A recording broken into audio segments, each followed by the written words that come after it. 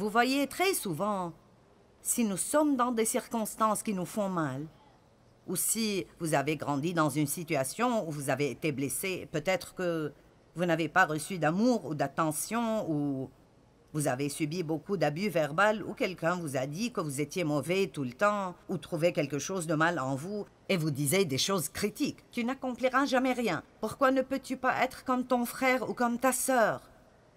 Quoi que ces gens disent, ou peut-être que vous avez été abusé sexuellement par votre père, votre mère, quelqu'un d'autre dans la famille, un voisin. Peut-être même que c'était pendant plusieurs années, comme ce que j'ai subi. Peut-être que vous avez été abusé physiquement. J'en connais qui ont été enfermés dans des armoires, à qui on a refusé de la nourriture, qui ont été battus sans pitié parce qu'elles avaient des parents malades mentalement. C'est surprenant les choses horribles que certaines personnes font à d'autres personnes. Mais une chose qui m'a vraiment aidée est de me rappeler que les personnes blessées en blessent d'autres. Les personnes blessées en blessent d'autres. Je ne pense pas qu'il y a beaucoup de gens qui se lèvent en pensant « Je vais voir combien de personnes je peux rendre misérables aujourd'hui ».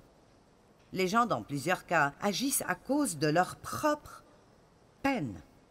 Et ce que Satan veut, bien sûr, est que quelqu'un nous blesse et que nous devenions énervés et amers et irrités, que nous gardions une rancune, que nous passions nos vies en nous sentant victimes, que nous entrions dans toutes sortes de comportements addictifs, et puis que nous passions nos vies à blesser quelqu'un d'autre pour qu'il puisse alors aller et faire la même chose.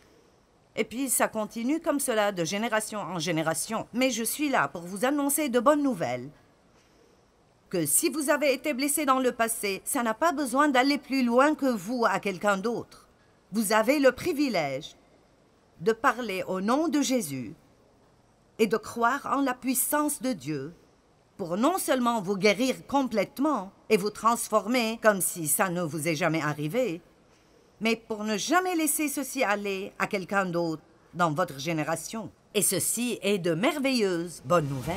Amen. Donnez gloire à Dieu.